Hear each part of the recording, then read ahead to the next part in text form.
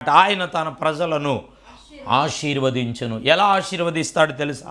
చాలామంది ఆశీర్వాదాలు కావాలి, మేలులు కావాలని ఎక్కడికెక్కడికో పరిగెత్తున్నారు. ఆ సంఘము, ఈ సంఘము, ఆ సేవకుడు, ఈ సేవకుడు. ఏమండి, ఇప్పుడు ఈ మధ్య చాలా సంఘాలు, సేవలు పెరిగిపోయినాయి. ఏమండి, చాలా మనుషుల్ని మభ్యపెట్టే వచ్చేసినాయి.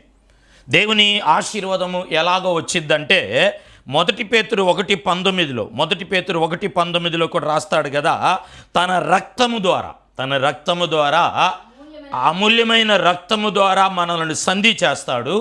ఆ రక్తము చేత ఎవరైతే కడగబడతారో, రక్షింపబడతారో, మారు మనసు పొందుతారో, పాప క్షమాపణ నొందుతారో వారు ఏ స్థలములో ఎక్కడున్నా వారి దగ్గరికి ఆశీర్వాదాలు వెతుక్కుంటూ వెళ్తాయి. అదే కీర్తన 29:11 తన ప్రజలను ఆయన ఆశీర్వదిస్తాడు.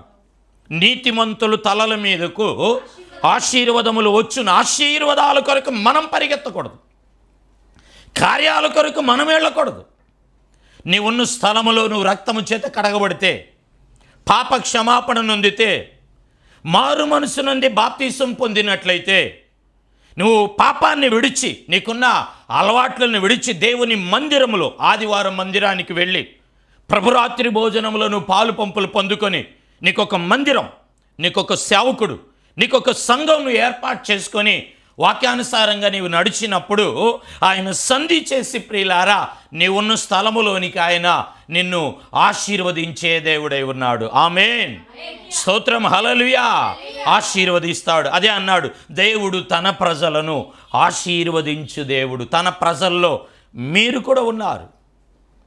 ఆయన సొత్తుగా చేసుకున్న జనాంగంలో నీవున్నావు సహోదరుడా, నీవున్నావు సేవకుడా, నువ్వు ఉన్నావు.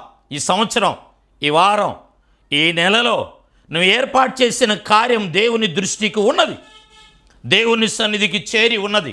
ఈరోజు ఈ అపోస్తలిక్ ఫెయిత్ గెచ్చమనే ఆశీర్వాదపు కార్యక్రమాల ద్వారా ఆత్మదేవుడు నీతో సూటిగా మాట్లాడుతున్నాడు, వాక్యము ద్వారా మాట్లాడుతున్నాడండి. ఇది కాజీమాజిలి కథలు కావు.